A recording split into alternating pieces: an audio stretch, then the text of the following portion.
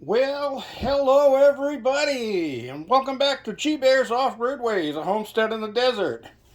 And today, I was working on my water totes and trying to get that system put back together. And then all of a sudden, started getting bothered by flying termites. They are erupting, and so are the winged ants. They're erupting, and they are everywhere, and there's hundreds of millions of them. So decided that I actually had to uh, change my schedule and go after them instead. So what you're looking at here in the sink is one of the empty bottles of my non-toxic bug spray, my homemade bug spray. And this stuff I found on the termites. It'll knock them right out of the air first squirt. They'll hit the ground.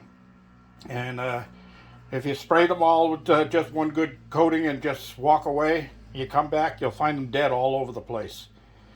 But what I also did was I took a bottle of dishwashing liquid, and this is not Dawn. I usually use Dawn, but I had this one anyway as a backup. I bought it on sale one time. I think it was only like $1. So it came in handy. So this one is what I'm using for my bug spray right now. So I'm going to show you actually how I mix it, and this stuff really does work. And if you can let it sit for 48 hours after you mix it, it even works better. But I've been going through this stuff. I've used 2 gallons of this stuff already today. And I got to go back out because there's still more of them swarming around.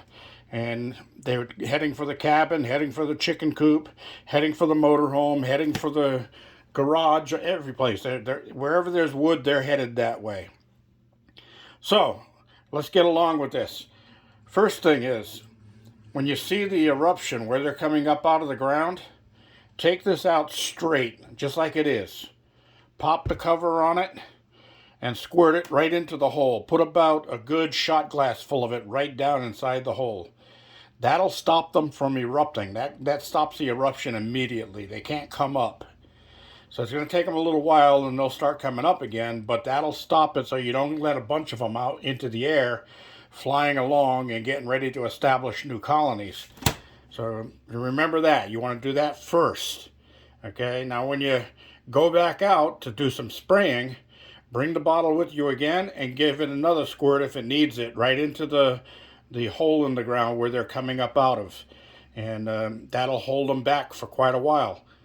And give it a couple of squirts of the spray on top of this stuff, and it'll liquefy this a little more, and it'll work its way down inside the nest.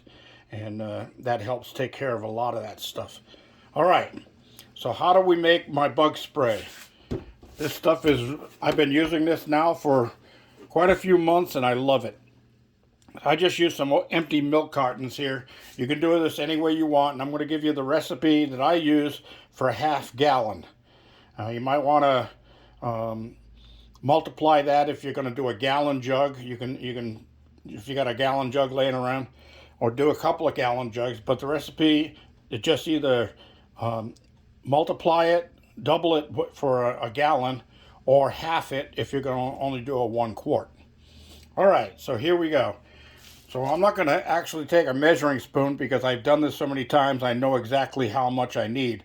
So I want 3 tablespoons of dishwashing liquid, first in the bottom. Okay, so that's done. Put that aside. Next, I want 3 tablespoons of vegetable oil. And if you don't have vegetable oil, you can use olive oil. You can use any of the oils that you normally buy. But I'm going to put the equal amount of this in there. Okay. So that takes care of the first part of it. Next, we're going to use some baking soda. Not baking powder, baking soda. It's got to be the baking soda. All right. I got my tablespoon right here. Now, when I say put 2 tablespoons in the bottle, I'm not talking about 2 level tablespoons. I'll show you. Put a nice heaping tablespoon. Put the second one in there. You want 2 of them in there. And that's it, okay? I'm sorry I had the camera a little bit low there while I was doing that, but you'll see it in the bottom of the container in a minute. So I'm going to set that aside right now and give my spoon a dry wipe because it was only baking soda. All right, I can close up my baking soda. And the next thing we're going to do is fill it the rest of the way up with water. So here we go. And you say, oh, why are you using your filtered water? Well, it's because I do chlorinate my water, and I don't want chlorine in this mixture.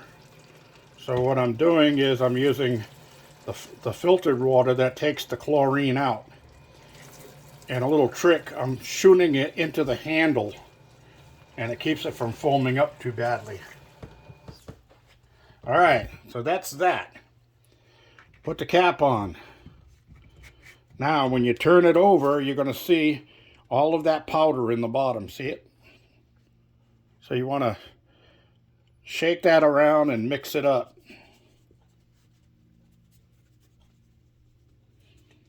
You'll see when it's gone out of the bottom.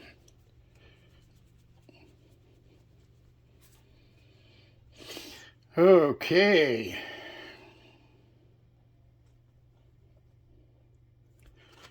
So you will shake it again before you actually use it, but shake it up right now to give it time to start mixing itself.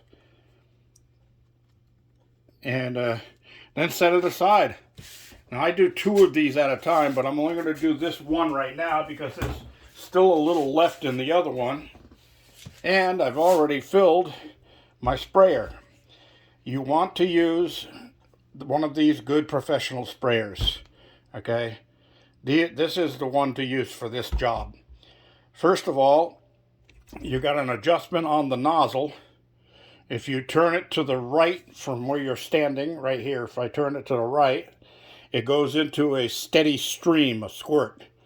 And then if I turn it to the left, it will go to a spray, a mist spray. And you can adjust it anywhere in between. So if you've got a swarm coming at you, lower it down to a spray and give them a spray all the way around, and you'll just watch them fall right out of the air. They just immediately, as soon as it hits them, they're on the ground. So there's no hesitation to it or anything like that.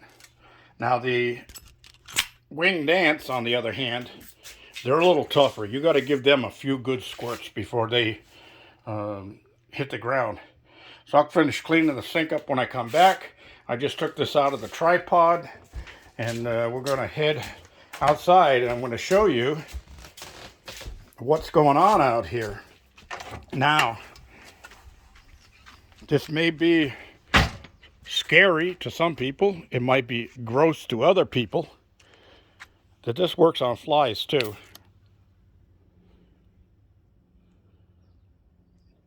If you hit them.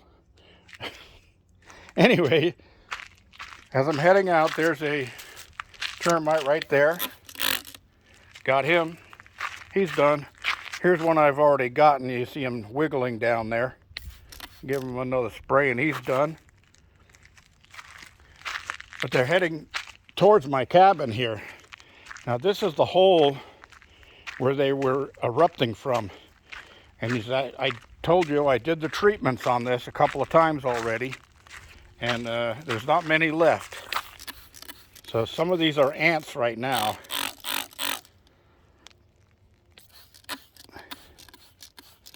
And I just spray them like this. And as long as I get some on him, I don't care. I can walk away. He's not going very far. He'll be dead by the time I come back. All right, now they all came down. There was a whole row of them down here. And I got this spray going. I want to show you. Let's see if I can get focus on this. Sun's on, but look at all the dead ones down there. And there's a few still moving around, so I'll give them a little spray. And all the way around this coop, I killed hundreds and hundreds and hundreds of them. And you can see them all over the place here. And then they were all over that board right there. So I started spraying them, and they were rolling down into the water. And let me get my shadow out of there. So there's the water. It's completely covered over with a coat of them. There's some more down here around my feet. I give them a spray. Kill some more. So I've been walking around the compound and killing these things as much as I can, because every one you kill is one less that you're going to have to worry about forming a new group. Now, here's a little tidbit of information. As Tortuga Lisa always says, I'm a walking encyclopedia. But did you know that termites and ants are mortal enemies?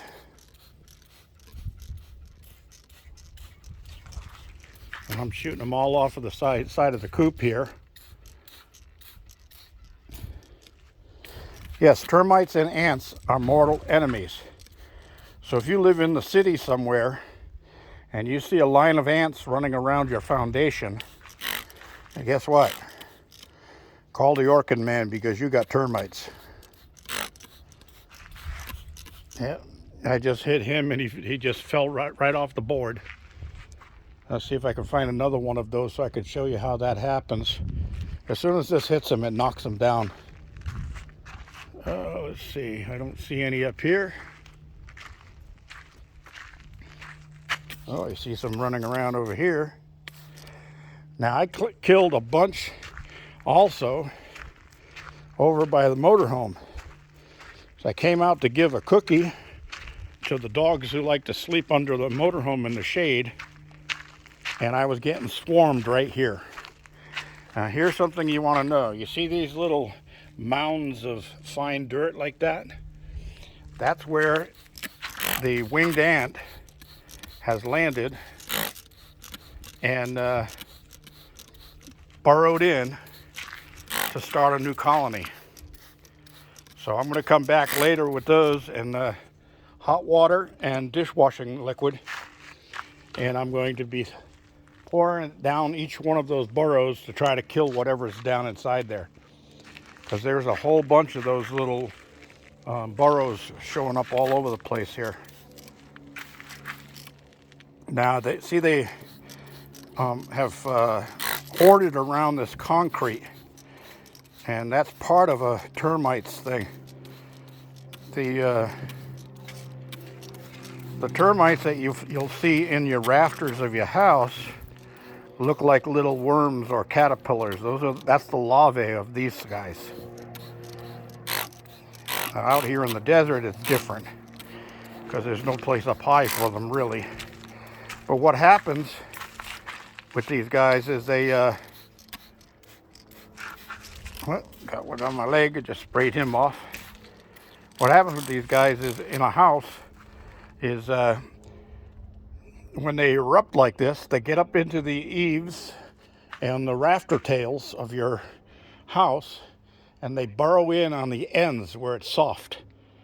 And if they can't get an end because you got a fascia on there, they look for a place behind the fascia where they get in between the fascia and the rafter tail, and they can squeeze in there, and then they start munching on the wood and going into the wood from there.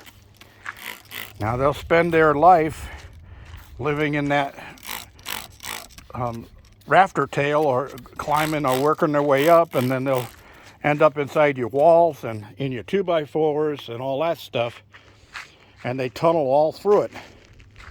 And then at a certain time of the year, like just before winter, usually I think it is about this time in the populated areas, they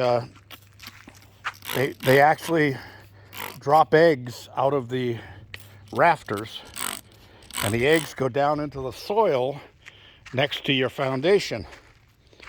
And then they hatch and they move into near the concrete, and they'll get deep enough so that they can live through the winter and stay warm. And then come springtime, they come up out of the ground by around the foundation and work their way up into your walls. And that's once they grab wings like this, they can fly. They'll actually fly straight up to the rafter tails and fascias in that area. Now, you want to definitely, if you see the ants around your foundation, you want to take care of them at that point before they do any damage. See, I just knocked that guy right out of the air. Got a couple running around the ground right here.